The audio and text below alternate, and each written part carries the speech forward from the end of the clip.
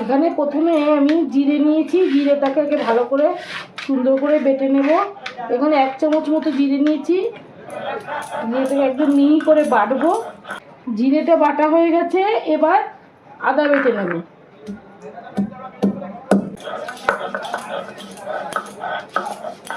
এরপরে এবার রসুনটা বাটবো, আদাটা তুলে নিই, তারপরে রসুনটা বাটবো। এবার লঙ্কাটা বাটবো বেটে, তারপরে পেঁয়াজটা বাটবো, তারপরে টমেটোটা একবারে বেটে নেব।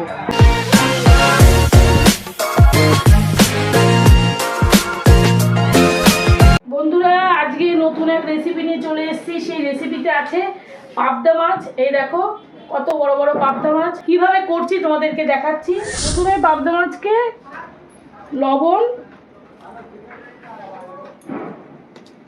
হলুদ,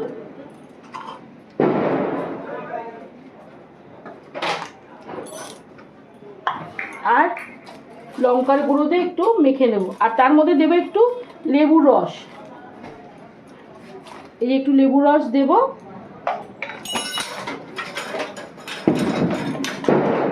মেশিন দিয়ে এটা দিয়ে চিপে দিলে তাহলে রসটা ভালো বেরোবে। এটা দিয়ে চিপে দিচ্ছি, এটা দিয়ে ভালো করে মেখে নেব। দেখো এভাবে মেখে নিচ্ছি। লেবুর রসটা দিলে কি হবে, মাছের যে একটা আস্তে গন্ধ আছে সেই গন্ধটা কিন্তু চলে যাবে। সেই জন্যই লেবুটা দেওয়া, আর কোনো কারণ নেই। চলো এবার, আর এই মাছকে মেখে রাখারও বেশিক্ষণের কোনো দরকার নেই। এবার মাছটা আমি ভাজতে বসিয়ে দিচ্ছি। আজকে রান্নাটা সম্পূর্ণ সর্ষের তেল দিয়ে হবে। আর এদিকে তেলটা গরম হয়ে গেছে। এই গরম তেলের মধ্যে আমি একটা একটা করে মাছ ছেড়ে দিচ্ছি। এখানে 4 পিস মাছ আছে, 4 পিস মাছ কিন্তু আমি একবারে দিয়ে দেবো। তাহলে এক হিটে 4টে মাছই ভাজা হয়ে যাবে। আর একটু ঢেকে রাখবো, কারণ এইসব মাছ একটু ফাটতে পারে, সেই জন্য ঢেকে ঢেকে আমি ভাজবো। আর আজকে কিন্তু তোমরা তো পাবদা মাছের ঝোল ঝাল সব কিছুই খেয়েছো। তোমরা কি পাবদা মাছের রসা খেয়েছো, পাবদা মাছের কালিয়া খেয়েছো কিনা আমি জানি না, কিন্তু আজকে আমার রেসিপিতে আছে পাবদা মাছের কালিয়া, পাবদার কালিয়া। চলো এবার মাছটা ভাজা হোক, ভেজে তারপরে তোমাদেরকে দেখাচ্ছি। এবার ঢাকনাটা খুলে আমি দেখছি মাছটা ভাজা হয়েছে কিনা। আমি কিন্তু মাছটা একবার উল্টে কিন্তু মানে ওপর পিঠটা উল্টো করেও ভেজে নিয়েছি। এই দেখো এরকম করেই ভাজতে হবে। আর পাবদা মাছ বেশি কড়া করে ভাজলে কিন্তু একটু শক্ত হয়ে যাবে, তাই বুঝে শুনে ভাজতে হবে। আর এই মাছগুলোতে একটু নরম হয়, সাবধানে তুলতে হবে মাছগুলোকে। আমি একটু সাবধানে তুলছি।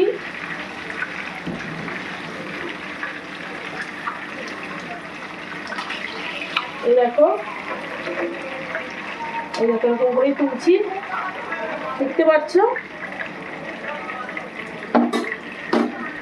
এই মাছটা একটু এখানে লেগে যাচ্ছে।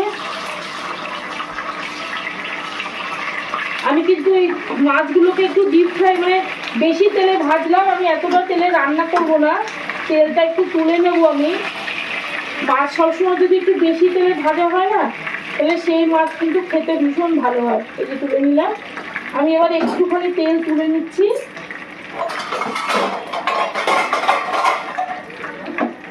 এই যে বাটিতে একটু তুলে নেবো তেল, এতটা তেল আমার লাগবে না, যদি পরে লাগে তাহলে আমি দেব। এবার এই তেলের মধ্যে তোমরা চাইলে একটু জিরে ফোড়ন দিতে পারো। আমি একটুখানি জিরে ফোড়ন দিচ্ছি। এই যে একটুখানি দিলাম জিরে ফোড়ন, আর কিন্তু কোনো ফোড়ন চলবে না এর মধ্যে। এবার এখানে এই যে পেঁয়াজটা বেটে রেখেছি, এই বাটা পেঁয়াজটা দিয়ে দেবো। এখানে কিন্তু আমি সমস্ত রান্না, তোমরা তো দেখেইছো, সমস্ত এই রান্নাটার জন্য সমস্ত মশলা কিন্তু আমি শিলে বেটেই করেছি। আর খুব বেশি মশলা আমি আজকে ইউজ করবো না, অল্প মশলা দিয়ে আজকে রান্নাটা করবো। আচ্ছা, এর মধ্যে একটু লবণ দিয়ে দিচ্ছি, যেহেতু মশলাটা ঠিক করছে লবণটা দিয়ে দিচ্ছি। এতটা মতো লবণ আমি এখানে দিলাম। এবার পেঁয়াজটাকে একটু নাড়াচাড়া করে তারপরে এখানে আমার আছে জিরে বাটা, জিরে বাটা, আদা বাটা, রসুন বাটা আর কাঁচা লঙ্কা বাটা, সেগুলো একে একে দেবো। আগে একটু এই পেঁয়াজটা ভেজে নেব।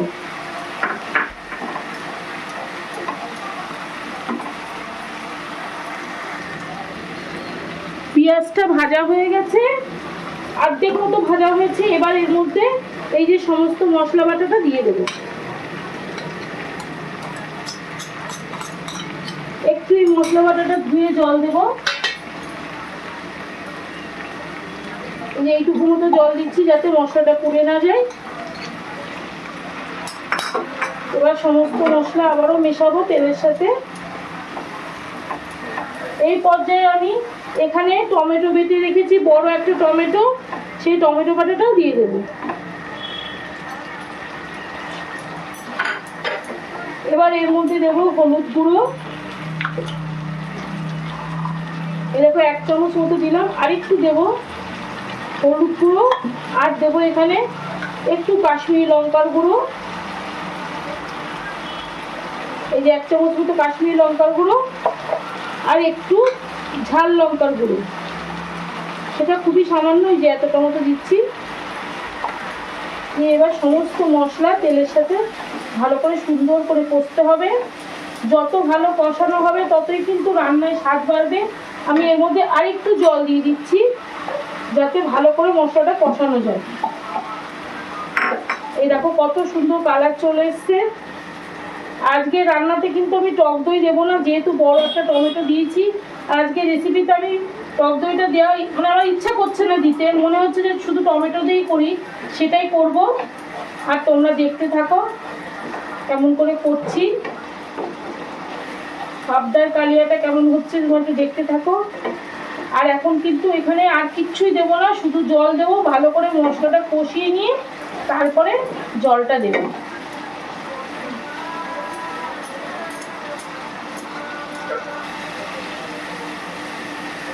এখানে দেখো ভালো করে মশলাটা কষানো হয়ে গেছে, তেলও ছেড়ে দিয়েছে। এবার এর মধ্যে আমি যতটা জল লাগবে আমি দিয়ে দেবো। এই বাটির 1 বাটি মতো আমি জল দিচ্ছি। এবার এই ঝোলটা ভালো করে ফুটে উঠলে তারপরে আমি এই যে মাছগুলোকে ছেড়ে দেবো। একটু ঝোলটা ফুটে উঠলে ছেড়ে দেবো। এই পর্যায়ে তোমরা চাইলে কিন্তু ঢাকনাটা বন্ধ করে দিতে পারো, আমি আর ঢাকনাটা দিচ্ছি না। এই দেখো ফুটতে উঠা শুরু করে দিয়েছে, একটুখানি ফুটলেই আমি দিয়ে দেবো। আর জানো তো, যে কোনো রান্না একটু ভালোবাসা আন্তরিকতা দিয়ে করলে কিন্তু সেই রান্নার স্বাদ কিন্তু অনেক, স্বাদের গুণটা কিন্তু অনেক বাড়িয়ে দেয়। আমার বাড়িতে আমি সবসময় যে রান্নাটাই করি, আমার হাজবেন্ড, আমার ছেলে, ওরা ভীষণ পছন্দ করে আমার রান্না। কারণ আমি তো রান্নাটা করি ভালোবাসা দিয়ে, জানে আমার পরিবারের লোক যাতে ভালো করে ওরা খেতে পারে, সেই জন্যই করি। তাই সেই রান্নাটা কিন্তু আজকে তোমাদেরকে শেয়ার করছি, সেটাও কিন্তু অনেক ভালোবাসা দিয়ে সেই রান্নাটা করছি। আশা করি তোমাদের ভালো লাগবে। ঠিক আছে, তোমাদের সাথে কথা বলতে বলতে বন্ধুরা ঝোলটা ফুটে উঠেছে। এবার আমি একটা একটা করে মাছ ছেড়ে দিচ্ছি। এই দেখো এভাবে ছেড়ে দিচ্ছি। এখানে যেই জুসটা আছে না, এটাও কিন্তু মাছের মধ্যে দিয়ে দিতে হবে, কারণ এটাতে মাছের টেস্টটা রয়েছে।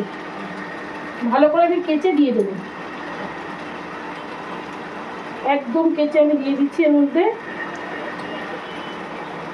আমি কিন্তু আর ঢাকনা বন্ধ করব না, রান্নাটা বাকি রান্নাটা একদম খুলেই হবে, ঢাকনা খুলে রান্নাটা হবে। এই দেখো দেখতে কত সুন্দর লাগছে। শুধু এর মধ্যে আমি এই রান্নাতে কিন্তু কোনো গরম মশলা ইউজ করব না। আমি পাবদার কারি যে করেছি সেই কারিতে কিন্তু আর কিন্তু কোনো গরম মশলা ইউজ হবে না, শুধুমাত্র আমি এখানে ধনে পাতাটা দেব। যে পাবদার কালিয়াতে একদমই একদমই গরম মশলা দেবো না, শুধুই ধনে পাতা দেব। এই দেখো বন্ধুরা, পাবদা মাছের কালিয়া তৈরি হয়ে গেছে একদম। এটা গ্রেভিটা তোমরা চাইলে একটু শুকনো করতে পারো, আমি যেমন রেখেছি এটাই কিন্তু একদম পারফেক্ট। দেখো কত সুন্দর হয়েছে। আর রেসিপিটা সম্পূর্ণ তো তোমরা দেখলে। আমার এই রেসিপিটা যদি তোমাদের ভালো লাগে তাহলে আমার এই চ্যানেলটাতে একটু সাবস্ক্রাইব করে দিও, আর কমেন্ট করে জানিও কেমন হয়েছে। আর দেখো কত সুন্দর লাগছে। আশা করি তোমাদের ভালো লাগবে রেসিপিটা। আর এই ভিডিওটা এখানেই শেষ করছি। টাটা।